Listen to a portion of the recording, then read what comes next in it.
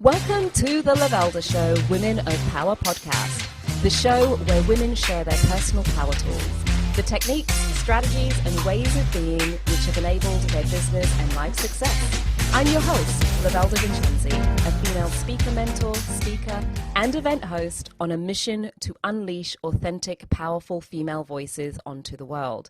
In today's episode, we'll be uncovering the power tools of Wendy Powell, founder and CEO of the leading global health tech platform Mootoo system.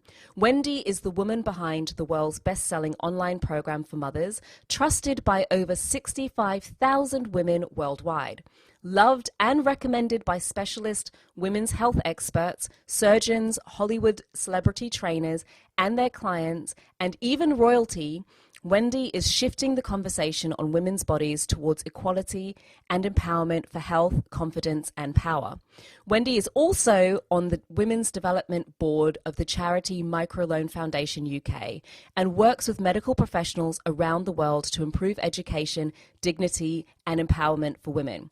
In this episode, she shares how knowing how and when to back down has actually been critical to her success, but you'll have to stay all the way till the end of the episode to hear that. Remember, all the links shared in this show can be found in the show notes, and the only way to ensure that you get your regular fix is to click on the subscribe button to make sure that you get updates as soon as a new show is added. Now, I think that might be quite enough for me for now, so let's get on with the show.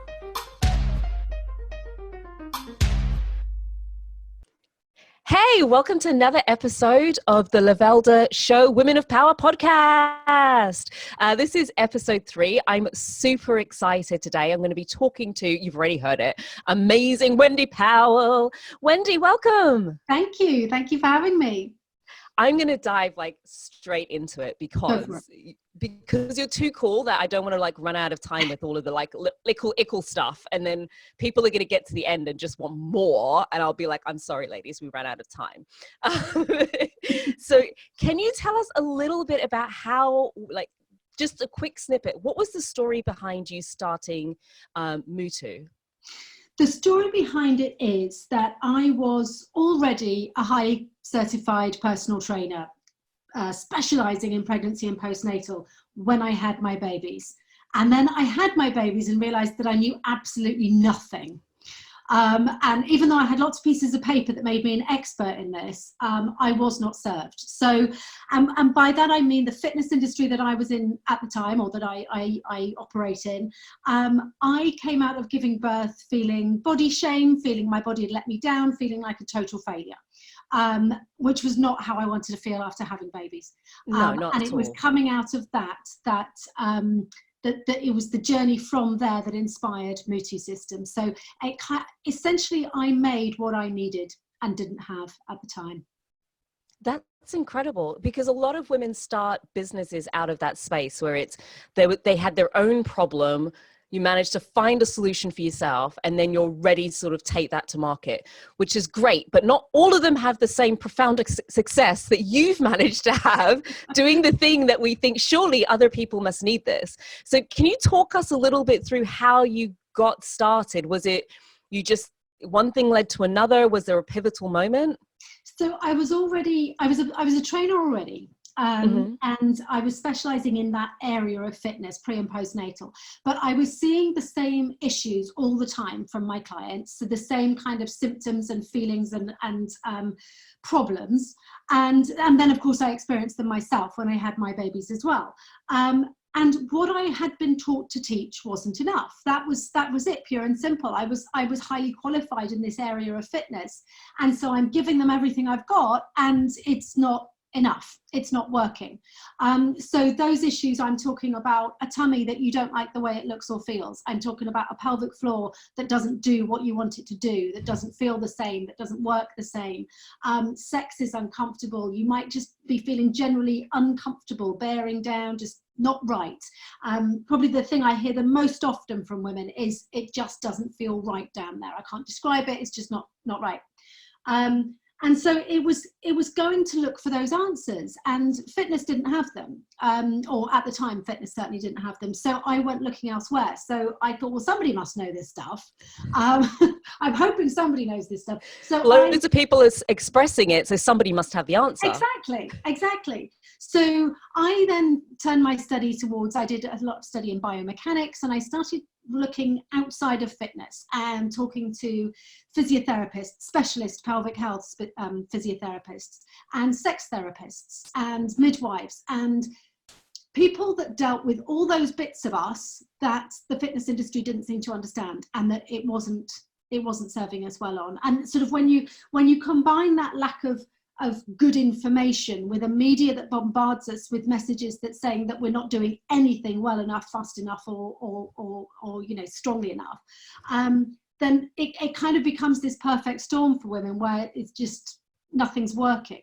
So I wanted to give women the information that they needed. I wanted to find, why are these things happening? Why does her tummy look and feel like that? Why is her pelvic floor not doing its job? And to get those answers and put them out there in a usable way. So I stumbled to it. I strapped I don't know if you remember flip cameras. They don't even exist. Oh yes. Little pink flip camera I had, and I taped it to a tree in the garden, and I took my mat out and I filmed myself doing things, and then I Googled everything. Google was my teacher. I Googled how to put a video online, how to get somebody to pay for it, how to edit it, everything. So I kind of built the thing from the ground up. I built the website, I edited the video, I did all of it. And fast forward to now, it's a very different story. Beautiful, high production, gorgeous models, our customers, our pros in there. It's all lovely and very different. But that was how it started. And then I put it online, and in the first 3 weeks, one woman bought it, and she's called Kim from Canada, and I will never forget her name because she was the first person who bought it. I'm getting a little teary. I know. She's very special to me as Kim. She's where it all started. That's incredible. And I think it's lovely to hear, because often we see the polished picture and we make up what it was like. And it's kind of beautiful to hear that, like strapping a flip phone to a tree in the backyard. Exactly. Yes. Scrappy, that is. That's like scrappy, roll your sleeves up. It was well struck. It's quite cute though, because we still have customers from those early days, and our customers, they named themselves the Mootoo Mamas. They're known as the Mootoo Mamas, and they call themselves legacy Mootooers because they're like, we still remember you in your back garden. So I think it's really encouraging for people listening who may have, have that idea. And especially nowadays, I mean, it's a different age where everything always looks so polished and so on and so forth. But even back then, people were doing polished videos. I mean, the quality of the video footage you were getting from your phone back then was really, you had to use some imagination to fill some of the gaps in. Yes, where she's on the mat. Yes. Yeah. So I think it's quite inspiring to know that you can start and get momentum. Just roll your sleeves up. It doesn't have to be perfect. Strap your phone to a tree, people. Strap your phone to a tree and make it happen. It's so true, Lovelda. You've got to just start. You've got to just start and put something out there, and then you won't, because we self-critique, don't we, so much, and we go back over and we think it's got to be perfect. But not only is that not required, but we don't even know what perfect is until the people that we're trying to reach tell us, do we? So it's just put something out there, start, and you can always refine. I swear to goodness, I'm going to have strap phone to tree as the marketing blurb. People are going to be listening to this like, what do you mean strap your phone to a tree, start a business? That's going to be the line. What do you think makes a woman powerful? What do you think is the powerful essence of a woman? I think it's around her knowing, and I say knowing rather than believing, her knowing that she deserves to be powerful. I think that now, today, more than ever, female voices are needed. Our voices need to be heard. And there's far too many women not being heard, not because they've got nothing to say or because they're not powerful, but for whatever reason they have been led to believe, or they believe that they are not worth hearing, that they are not powerful enough to speak. And I think it's around that knowing, that confidence, and you do fake it till you make it. If you don't believe it yet, just say it until you do. But it's knowing that you deserve to have your voice heard. What was your journey to your knowingness? I think it's kind of tied up with almost a no plan B. I didn't have a plan B. We didn't have lots of money. I didn't have a wealthy husband to fall back on, or you know, a trust fund. It was like, this had to work.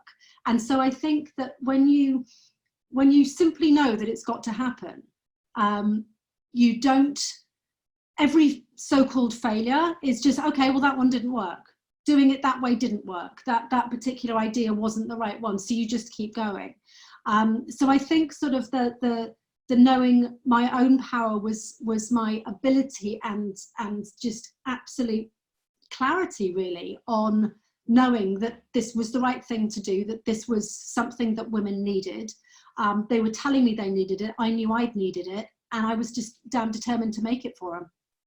I love what you said. I mean, it's easy to skim past. I love what you said there about when it failed, I just went, okay, let's just move on. And I think sometimes for some people, you need to have your back against the wall, but developing that mindset, regardless of whether your back's against the wall or not, to be able to have that, well, that was just one option. I say to people, like, you just learned something new, haven't you? It's like, you know, if you didn't mess it up, you wouldn't have all of these lessons. Wasn't that, you know, doesn't that help you to move forward a lot quicker? So it's really beautiful that you just said, look, I just came up with a new idea. I just, you know, the no to me was not this thing where I sat back or the setback. I didn't have it's almost like the luxury, for want of a better word. I didn't have the luxury of being able to sit and wallow in my own tears for months and years on end, because I needed to keep moving. So you just had to get to the next point. I think there's a real beauty in being able to get to that place, regardless of whether or not your back is against the wall. I agree. I think, and I think it's also quite a British thing as well, to kind of, quite an English thing almost. I do a lot of business in America and sort of see both sides a lot. And I think that attitude to so-called failure is really interesting in the UK. I think there's this kind of, you know, oh, well, that didn't work, so stay small. Don't put yourself out there. Stay small, because it might not work, and then you're going to look a bit silly. And, you know, it's kind of, there's that attitude, isn't there? Whereas I think, you know, it's ludicrous. We know so well that every successful person, every super successful person, has failed and failed and failed and failed. Because how else do we possibly find out what works? It's not even, there's a saying, like, just fail forward, make it, you know, keep moving it forward. What would you say, let's get to the nuts and bolts of it. For you, all of these years and I mean, you've been doing stuff with royals and stuff. It's incredible, the work that you've done, the impact you've had, the channels that have had you featured in them, and so on and so forth. I'm just going to ask you to kind of boil all of that depth of experience into 3 core things. Yeah, I'm going to be that mean. 3 core things about either techniques or strategies or ways of being. You know, what were the 3 things that, if you really had to narrow it down, you'd say that these are the things. If this was the only 3 things that I really honed and held on to, those are the things that made me. Let's start with the first one. Let's start with the first one. Okay, I'm going to say, I think being probably my biggest value, my most treasured value, and I apply this to myself and I apply it to everybody that works with me or for me, is around accountability. We just said about that we fail all the time, that's completely normal and completely human. But I have this philosophy within my business and that I uphold for myself as well, which is, when it goes wrong, just own it. Just own it. It's around accountability, and it's around just sort of being really clear and having an environment for yourself and others where it's okay to mess up. Because we all will, because that's what humans do. We mess up all the time. And just don't let it happen again. But But it is, isn't it? It's around just owning it, learning from it. And I try to do that every time. And yeah, we can all go through a little bit of self-pity in the moment, but like, get up, brush yourself off, get over it, own it and move on. So I think that's definitely something. And that is accountability and self-responsibility is a very strong value for myself and for those in my business. Self-responsibility, I love that. Yeah. Can you talk a bit more about that? What do you mean when you say self-responsibility? That feels like a big one. It is, and I guess it goes through to and it's around self-awareness as well. When you run your own business, as you'll know very well, it's you get to know yourself pretty well in terms of what you're good at and what you really, really suck at. And it's knowing that. So self-awareness and self-responsibility, I think, is tied up in that. But it's something that applies to what I put out there in the world for the 65,000 plus women that we serve as well. It's the program won't work if you don't do it. It's like, it's you kind of got to do the work, So I think that, so it's something that applies for all of us. We talked at the start about owning your power and stepping into your power and being powerful. You've got to own that, and you've got to be responsible for who you are as well, and for the words that you say. So I suppose that's around integrity and self-responsibility as well. But I think those things are important. They're important to me personally, and that's only got stronger in a business sense as well, I think. It's funny you say that. It reminded me of a story I used to tell. I have some dumb stories of when I was like a little bit younger and a bit more naive. I'm not going to say how much younger, but my first, I'm one of those entrepreneurs. The first couple of businesses, let's just be honest, they were experiments, little flights of fancy, shall we say. And I remember meeting with a friend. I was doing events at the time, and he said, "Oh, this is really cool. You must be doing so well." And I remember saying to him, "I would be if I bothered to tell anybody I was up to it." It was that idea of like, where are the clients coming from? Well, I'm not marketing, I'm not selling, I'm not actually talking to anybody about it. I'm sat here with this wonderful thing, wondering where the clients are coming from. And so when you were saying this idea, if you don't do it, it doesn't happen. I think it just reminded, that story kind of came back to my mind, because I do remember sitting and just thinking, the reason this isn't working is because I'm not actually working it. I'm not doing anything. I'm not telling anybody about it. I can't say that I've done everything that I know how to do and it's exhausted. Like, I really hadn't. I just wasn't really telling anybody. And I knew it was a great idea. I just couldn't get behind it myself. So self-responsibility, number one. What would be your number two? Yeah, self-responsibility and accountability. Yeah, I think it was, it's around knowing yourself too, but I think it's around having that. I know we hear sort of be authentic all the time, but I think that's so true, because we don't know it all when we start out. And I didn't have a clue what I was doing for many. I mean, I know my subject, but everything that goes around it in terms of the business. So it's sort of just putting yourself out there in the most authentic way, and simply fessing up when you don't know, but equally owning it when you do. I think that there's a lot of fake it till you make it in business, especially online.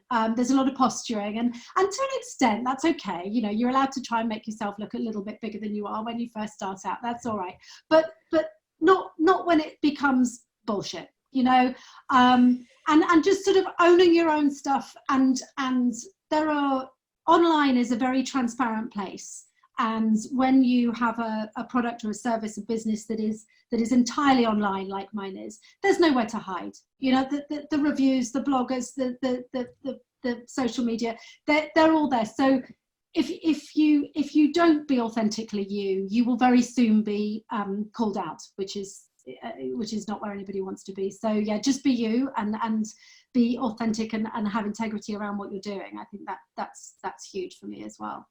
That's incredible. What I love about that is this idea. I mean, I'm all about authentic, powerful female voices, like da da da da, let's do this, ladies. But that's a journey, like, to get to the point where, especially when you're starting. I know for me, when I was starting, I'd hear all of these different things that you should do, like do it like this and do it like that. And you see it on stage where you kind of think, when I speak to you off stage, girl, you don't sound nothing like what I just saw you doing. I don't know who that person was. That was a total performance. I'm going to get you an Oscar, right? But it's that balance of getting back to, sometimes we've taken on so many learnings or experiences. At least I've met a lot of women who've done this, and you do it to an extent because you're learning. So there's a little bit of brand new, so I'm just going to follow the steps. But at some point, really, to thrive, you kind of got to get back to going, right, okay, I understand the principle, like the fundamental principle that sits behind this. Now I'm going to put my stamp on it. Yeah, absolutely. I mean, it's often been said to me that it's like, oh, you sound just like you do on my television. And I was like, well, I'd hope so, because it's like the same person, you know. I mean, I think when something is built as well, which is what Mootoo system is, it was built out of a very personal, very sort of intimate experience. It was built out of a near-death experience when I had my babies, and so if you're going to build something from something like that and talk about that, which I do now, and I didn't for many years. I kind of I didn't really go there. I think you think at the beginning, oh, nobody's interested in that, you know, and but now I'm often asked about, you know, so what is the story? You know, what happened to you? And I talk about that on stage and in various groups and things. But it's when you're coming at something from something as incredibly personal as that, there's no other way to be but authentic, you know. I mean, you know, it's your story, and when you're telling your story, it can't be anybody else's. So yeah, I mean, have your of course there's lots of people online. That doesn't mean that your story and your way of doing things doesn't have a space. So I would always say to anyone, I think somebody said to me once, there are lots of coffee shops. That didn't stop anybody opening a new one. It's like, yeah, lots of people have coffee shops. Doesn't, just because somebody else is doing something, it doesn't mean, is my point, it doesn't mean that your story and your experience and your way of doing it is not utterly valid, and not only valid but wanted and needed in the world. So don't be afraid of some people doing something. I couldn't agree more. Bring your own flavour to it. I don't know of any other MC dancing on stages like me, and I don't care. That's why I get hired. But I will tell you a true story. That part of me came out very much almost by accident. I'll be honest with you. I was doing somebody's event. A friend of mine, I know the company that was doing AV, and a friend of mine was behind AV. And so the intention initially was we were coming back after lunch and the energy in the room felt a little bit low. And so I was used to kind of putting some music on and getting people to move around a little bit. But the song she picked, everybody just got carried away. And I looked around, and at one point there's this chain going around the room. So I just thought, what the heck, let's just go with it. So next thing I know, I'm dancing around the room. I swear the videos that went out after this event, but it was the very first time I thought, oh, sod the system. I'm just going to do it my way. And it felt so freeing. I don't do it on every single stage. If you're listening to this looking for an MC, I'm not like that all the time. I can rein it in. But it was the making of me to have that moment where I wasn't pretending or posturing or wanting to be, you know, it's this idea that professional looks a certain way. Yeah. Professional is a way, it's not a way of being. Like, I had an interesting conversation today with somebody who actually was around this idea of I didn't want to tell you how I feel because I was being professional. I was like, no, there's nothing. Being professional has not got anything to do with how fun you can be. It's not got anything to do with, you know, the structure you set up. You can be professional and hug people. You can be professional and call your client babe. You know, the professionalism bit is to do with you turning up and doing exactly what you said you were going to do when you said you were going to do it, and communicating with people in a way that's fair. That's it. You know, unprofessional is when you shout at people and you storm out of a room, right? But we've got this notion, we wrap professionalism up in meaning things that it doesn't mean. And being authentic doesn't mean not being professional. You can be professional and very authentic in a way that's you. I just wanted to add that because for whatever reason it came to me, my ickle story. So what's your point number 3, darling? These are brilliant. So the last one I think would have to be, because none of us is successful on our own, or not for very long anyway. So the last one I think has to be around team and how you work with people. And I employ 12 people full time, and then have various sort of contractors and other remote workers. But we work on completely flexible working, and I mean really flexible, as in you work when you like and you work where you like. That's how my team works. And it's not just about the flexibility of the time and the place, but for me it's about giving that respect and autonomy for people to do their jobs. So that respect and kind of not micromanaging in any way whatsoever. I think, look, did you hire this person because they're an amazing programmer or copywriter or designer or whatever they are, or didn't you? Because if you're going to stand over their shoulder while they do their work and critique everything, then you might as well have done it badly yourself. So I think because any of those things I would do very badly. So it's it's around hiring amazing people, not hiring people that are just like you. In fact, hire people that aren't just like you. Give very clear parameters.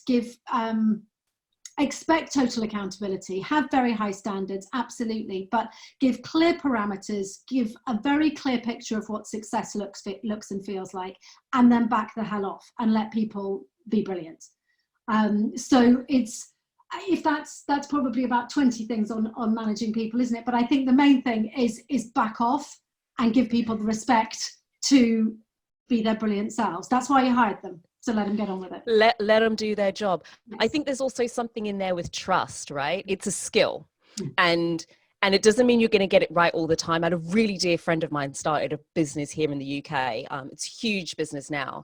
But we went to university together. And I remember when he started hiring, oh my gosh, the conversations we would have. It's like every other week. So I guess it's the thing to remember is it's a skill to learn, right? We're not all masterful at it straight away. We're going to make mistakes with it. If anything, it's probably going to teach you a bunch of stuff about yourself as well, because you've got to be a manager people want to work with.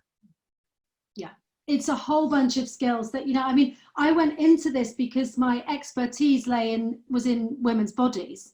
But then you're doing 1,000 other jobs, including managing people, and you skill up damn fast. You skill up fast, and you learn what you're good at, and you hire people that are good at what you're not good at as quickly as possible as well. And then back off and let them do their job.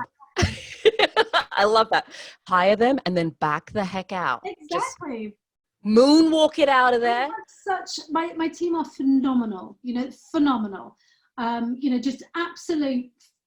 We talked about accountability, self-responsibility. They just do it. And when they need to own something, they own it. And we all move on.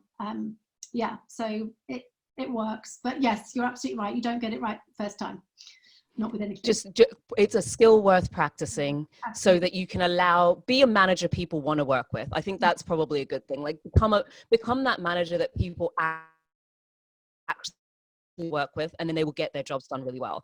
If you're that ball-ache manager, you'll probably find it harder to hire people because you're the common denominator, and they just don't want to work with you, girl. They just don't want to work with you. Don't be that person. Don't be that person. It's you. So there'll be people listening today that are excited because they're like, wait a minute, she's just opened up this thing where I can sort out post-pregnancy and I want to find out about that. There'll be people who are listening like, this woman just knows her stuff when it comes to business and they love your style. How does somebody connect in with you? So all things Mootoo. Mootoo system, that's MUTU, comes from mummy tummy, to help you remember how to spell it. So MUTU. It will be in the show notes as well. So it's all in there. Just scroll down and click. Mootoo system is where you find us anywhere. So any social media platform, everywhere, we're Mootoo system. So for the program, and if you are looking to find out more and understand and take control and feel empowered and confident again about your body, however long ago you had babies, by the way, that part's relevant, however long ago. Teenagers, grandmas, doesn't matter. then that's Mootoo system. And then with regard to myself, then that's mootoobusiness.com or LinkedIn. So you can find me everywhere. Mootoo system. And we'll have those links in the show notes. If you're watching on YouTube, that's why my hands are doing this. It means, yeah, go down, scroll down. It's all in there. If you're not on YouTube, get over to the YouTube channel. You can actually see us having a little chit chat. You can see the face of the guests if you get over there. If you're listening to us on the podcast, all the better.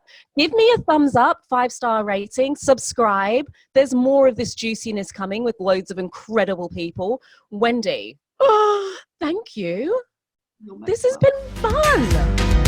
So we've got being accountable and have self-responsibility. Hold on, I'm going to see if I can go through these. So accountability, authenticity, and hire and then back the heck off. Until next time, ladies and gentlemen, my name's Lovelda Vincenzi. This is the Lovelda Women of Power podcast. Until next time, ciao.